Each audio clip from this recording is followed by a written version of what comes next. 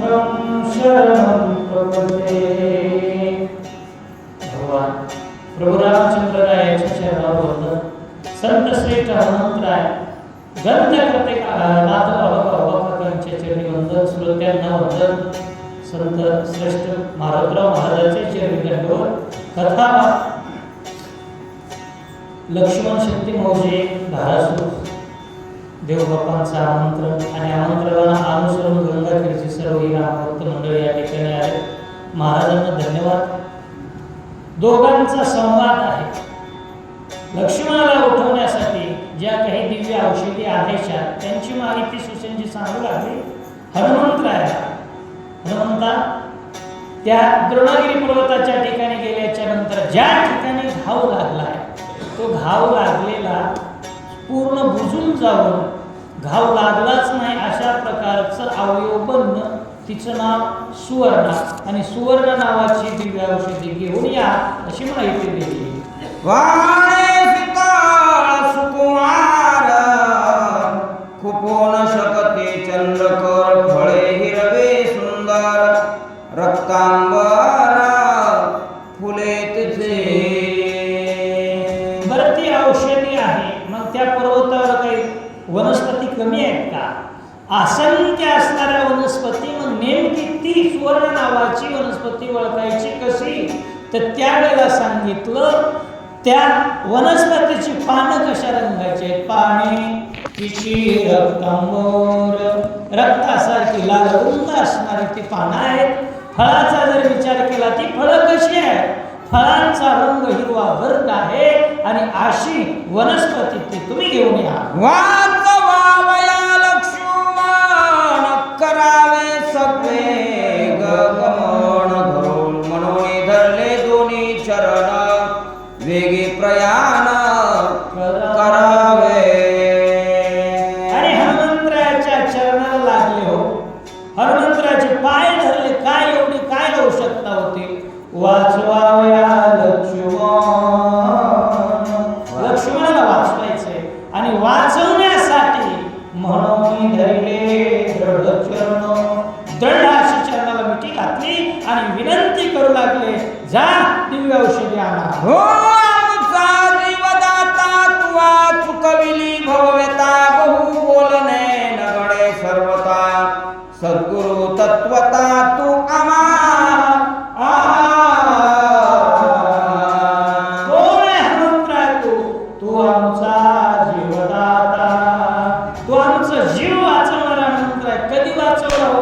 ज्या वेळेला अशुद्धी चाललेली होती, विवरामध्ये विकळ झालेली ती वानर आहेत ना, त्यावेळेस सर्वांना प्राण देण्याचं काम, जीव वाचवण्याचं काम हनुमंता तुम्ही केलंय।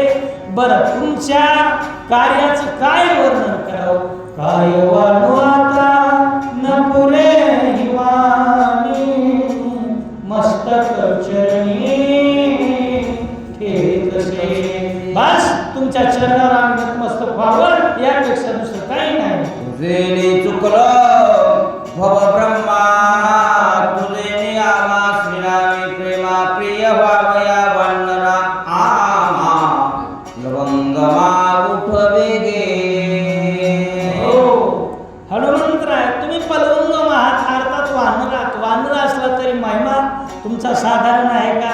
नाही, तुमच्यासारखे वैष्णव या जगतामध्ये श्रेष्ठ तुम्हीच आहात। भव नावाचा सागर तुमच्यामुळे आम्ही तरुण गेलो। तुम्ही जी आम्हाला वाट दाखवली, केली पाय वाट उलंगिला पाय वाट जी हरी धरिला। तुम्ही हरीला धरलं आणि हरीला धरल्यामुळे काय झालं? भवसागरातून सहजली आम्ही पार करून गेलो।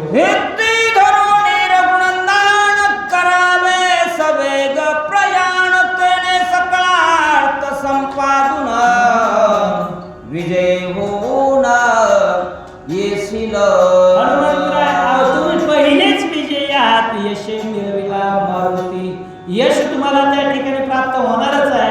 पण आमच्या काही सूचना आहेत, तुम्ही निघालात ना, मग असं जा। कसं जा? चित्ती धरो चित्ताच्या ठिकाणी रामाचं ध्यान करा आणि ध्यान धरून गेलात ना, तुम्हाला कसलाच श्रम वाटणार नाही। चिंतने सरे तो धन्य धन्य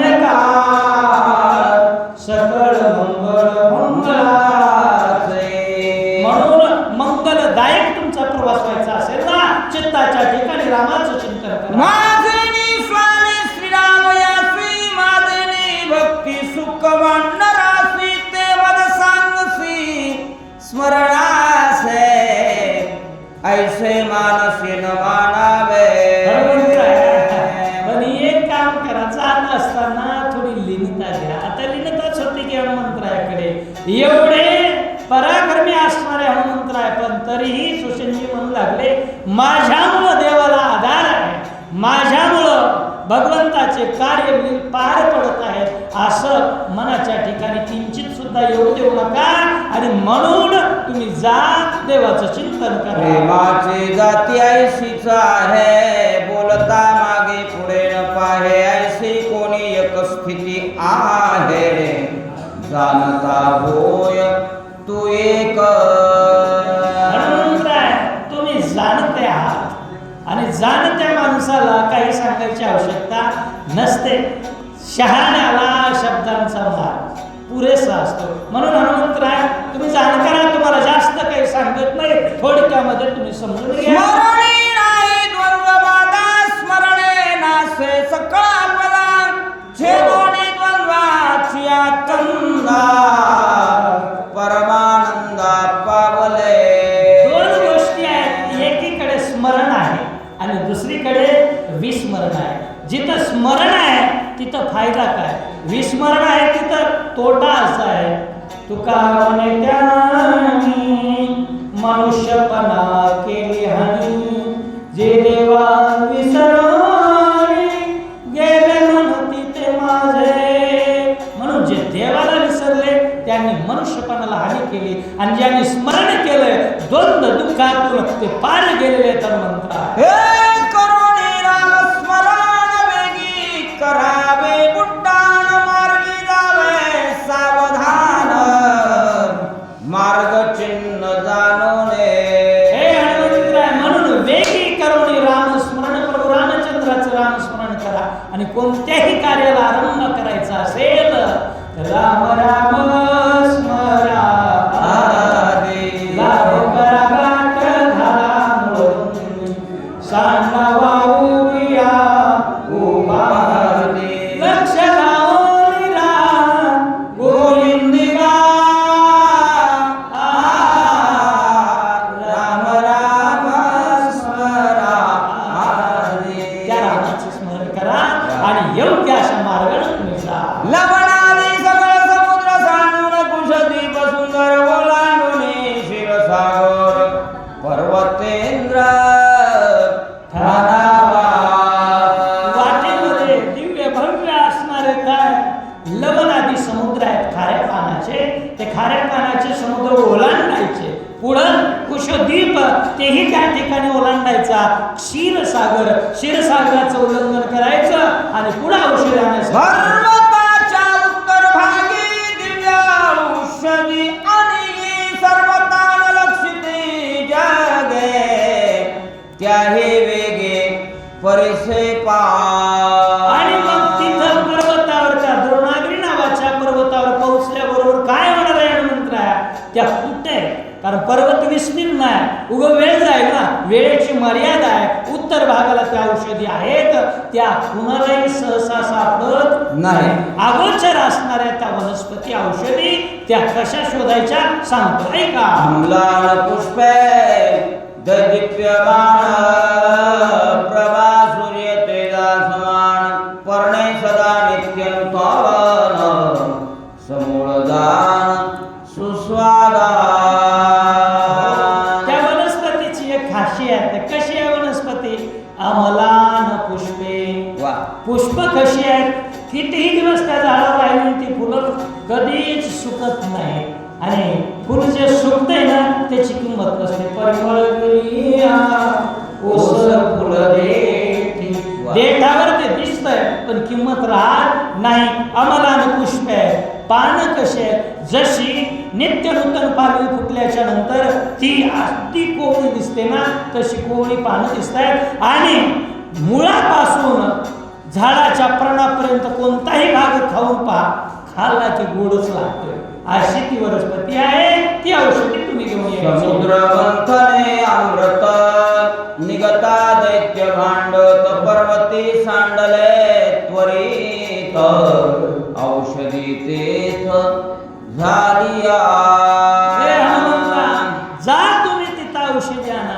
हनुमंतराने प्रश्न विचारला असेल, आमच्या धारासूरमध्ये का उगवले नाहीत? मग हनुमंतरायांना सुशीलजी म्हणू लागले, बाबा ज्या वेळेला देव आणि दैत्याचं समुद्र मंथन झालं, समुद्र मंथनातून दिव्य रत्न निघाले, त्यावेळेस अमृताचा कुंभ आम्हाला हवाय यासाठी प्रयत्नशील देव दैत्य भांडण झालं आणि त्याच्यातून ते अमृत तिथं साधलं आणि तिथून त्या औषधीची निर्मिती झाली. राज्य करीती दुर्धर तयाची स्थिती औषधी यत्न राखिते अहोराते सत्वर. सुशेनजी पूर्णतः सूचना देऊ लागले. सुशेनजी म्हणतात, बाबा आंबट खटबोरीचं झाड असलं तर त्याला म्हातारी काठी घेऊन राखायला बसते आणि त्या तर दिव्य औषधी आहे, त्यांचं रक्षण करण्यासाठी कुणी आहे का नाही, तर ऐक गंधर्वाची फौजच्या फौज त्या ठिकाणी संरक्षण करण्यासाठी हत्यारे घेऊन उभा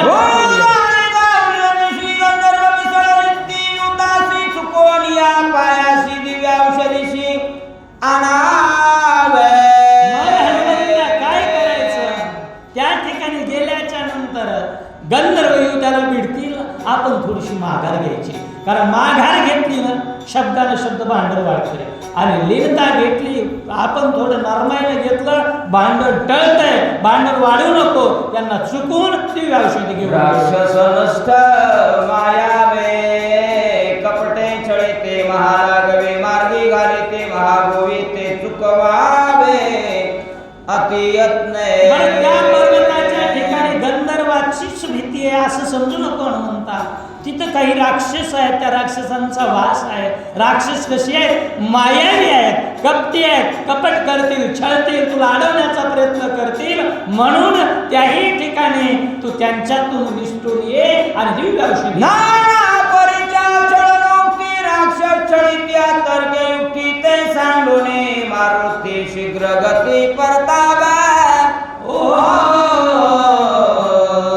नाना प्रकारच्या छळ मुक्ती, कारण शक्ती चलत नाही ना, माणूस त्यावेळेला छळाचा प्रकार करत असतो.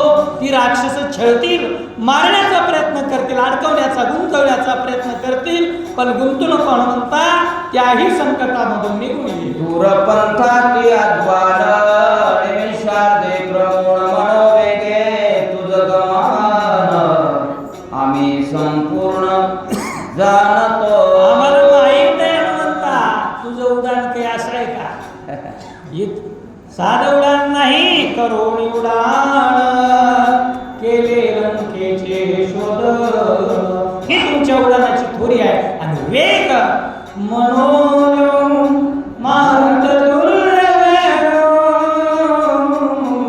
जितेंद्रियम बुद्धिमता वरिष्ठम वातात्मजम वानरयुतमोक्यम श्रीरामदूतम शरणं प्रपद्ये.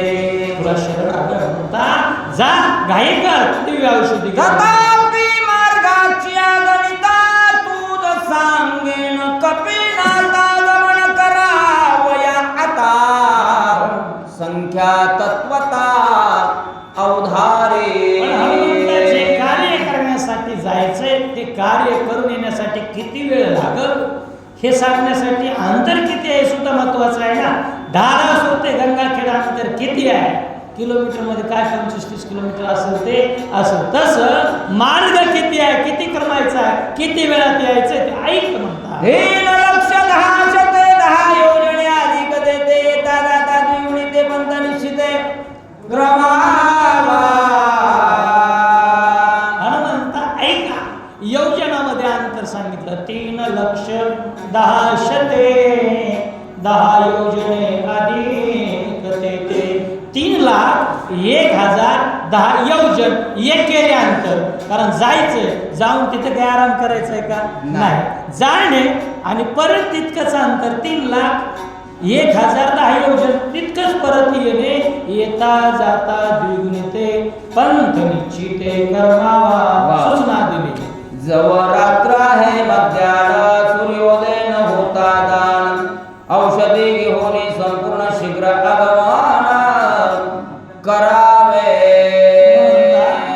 एवढं अंतर पार करून यायचे आणि एक असताना जवळ रात्र आहे माथ्या माध्यानाचे रात्रीचे 12 समजा तिथपर्यंत तितक्या वेळामध्ये तुम्हाला हे कार्य करायचं आहे. बरं त्याच्याही पुढं सरकलं तरी जास्त सरकता येणार नाही. सूर्योदय होण्याच्या अगोदर कशाही पद्धतीनं तुम्हाला इथं यावं लागेल असं अटक सांगितलं. रात्री अवधी अतिक्रमिता सूर्य उदयाते न पावता औषधे येते हाता कपेनाथा अवधारे. दुसरी एक ही गोष्ट त्याच्यामधली अशी आहे कशी ह्या औषधी केव्हा दिसतात फक्त रातच्याच आणि रात्र एकदा झाली रे झाली की पुन्हा सूर्य उगवला ना अजिबात जवळ जरी असला तरी दिसत नाहीत.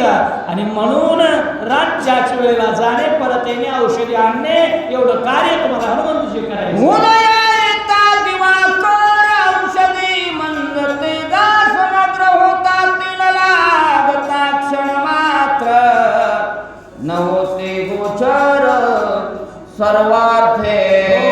या आकाश मंडलामध्ये ज्या वेळेला सूर्यनारायणाचा उदय होतो त्यावेळेला होईल काय त्या दिव्य असणाऱ्या औषधी दिसणार नाही.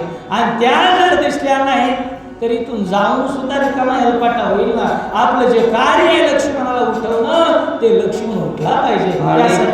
एक कपिनाथा तुला मी सांगेन तत्वता दिवाकर उदया येता कार्य सर्वथा नासेल.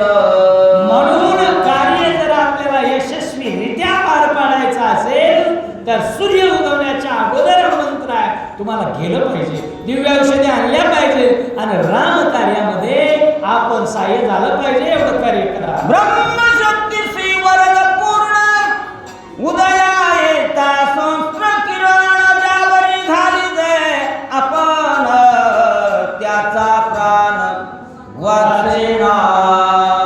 आणि मयासुराने जरी निर्माण केली असती ब्रह्मदेवाचं वरदान त्या शक्तीला काय जरी सहस्त्र सूर्यनारायणाचे सहस्त्र किरणापैकी एखादाही किरण तिच्यावर पडलं तर होतंय काय ज्याला लागली शक्ती त्याचा प्राण वाचत नाही. म्हणून हे सगळं सूर्योदयापूर्वी करायचं. या लागी कपिनाथा सवेग गमन करियाता सुमित्रा वाचवोनी सर्वथा त्रिरघुनाथा सुख दे.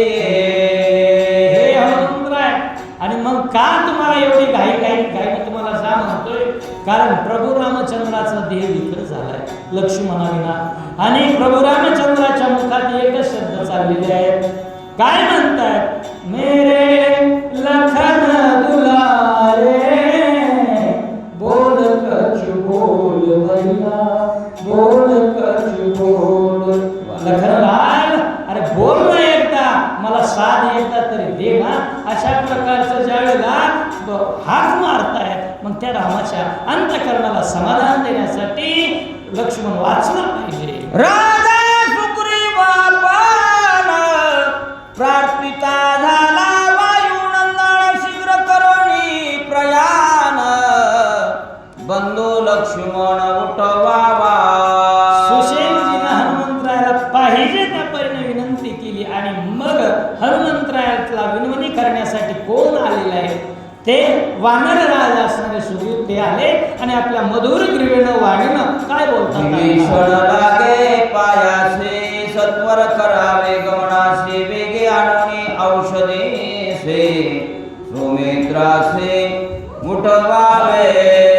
सुग्रीवाने विनंती केली जा दिव्य औषधी घेऊन या. इकडे विभीषण शरणागती हे आले त्यांनी हनुमंतरायाच्या चरणावर लोळणी घेतली आणि सांगितलं आणा ते कार्य करा आणि सत्कर्मामध्ये सहाय्य व्हा. वडील सगळ वाढणारा तो जामवंत बोले सुरसा नोनिया द्रोणाद्री ससुपन्नुस वाचवे.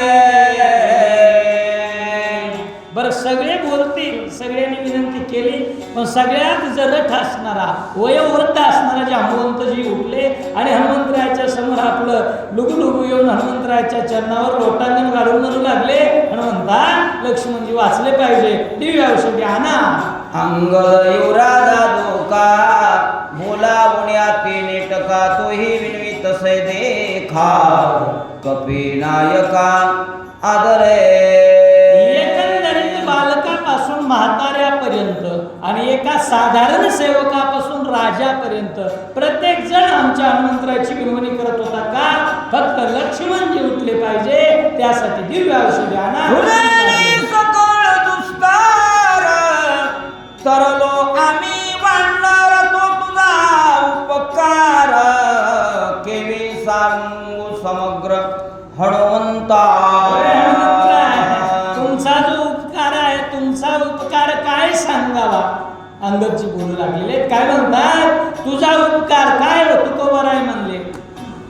ऐसा मारुती उपकारी तुकालो रे चरणावर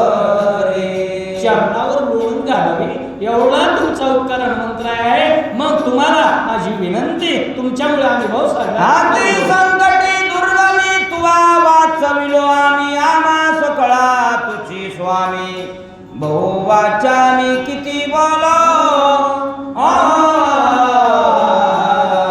अति संकटी दुर्गमी जिथं जिथं संकट पडले दुर्गमावस्थेमध्ये गेलो त्यावेळेला तुम्हीच आम्हाला वाचवलंय. म्हणून हनुमंत आता बोलण्यापेक्षा याला आता स्तुती सांडोनी निवांता चरणी ठेवी जे माता हे बरे. आम्ही तुवा वाचविलो आता सकळार्थाचे सार ऐके कपिंद्रा साचार प्राण त्यागिता सुमित्र सर्व संहार होईल. बरं भांबट पसारा बोलत बसण्यापेक्षा एकच मला सांगायचे आता सकळार्थाचे सार आणि सार महत्वाचं असतंय. आसाराचं काही घेणं देणं नाही. म्हणून तर त्या ठिकाणी लक्ष्मण वाचला पाहिजे आणि लक्ष्मणजीच्या जीवाला जर काही झालं ना तर काय काय परिणाम होणार आहेत त्याचे विपरीत ते ऐका. लक्ष्मण राम तत्काळ सोडील प्राण त्या सभेची सुग्रीवदान देईल प्राण तत्वता. काय भावाचं प्रेम आहे आपल्या भावासाठी त्यानं सर्वस्वाचा त्याग केलाय. काय काय त्यागलंय. सांडोनिया राजभोग कांता सांडोनिया माता पिता वनी शिवलीला रघुनाथा त्या लक्ष्मणा परता दंड नाही. आणि ते जर गेलं ना राम जाग्यावर त्या ठिकाणी आपला देह त्या ठिकाणी पतन कर. राम सुग्रीवा पाटी विभीषण नराय सृष्टी रावण काय गोष्टे सकळ सृष्टी वादारे. भगवान प्रभू रामचंद्र गेल्याच्या नंतर काय होणार आहे. ते गेले म्हणजे सुग्रीव आपला देह त्याग करतील. सुग्रीव गेला रामप्रभू गेले की शरणागत असणारा विभीषण तोही आपला देह त्या ठिकाणी टाकेल. मग येरा वानरा काय गोष्टी लहान सण वानराचं काय घेऊन बसला. म्हणून हनुमंतराय लक्ष्मण वाचले पाहिजे. ऐकता की सीता सुंदर न लागता आणि निशमात्र सवेग त्यागील शरीरार्थ तोर होईल. इथली बातमी त्या अशोकवनाच्या ठिकाणी गेली तर ती सीता माता अगोदरच त्या ठिकाणी कोणी भेटलं ना त्या प्रत्येकाला विचारत होती कधी भेटेल रघुपती मजला सांगवा मारुती. कधी भेटेल माझा राम अशी प्रत्येकाला विचारणा करणार होती सीता माता. राम गेले काळाबरोबर उभ्या उभ्या देह त्यागी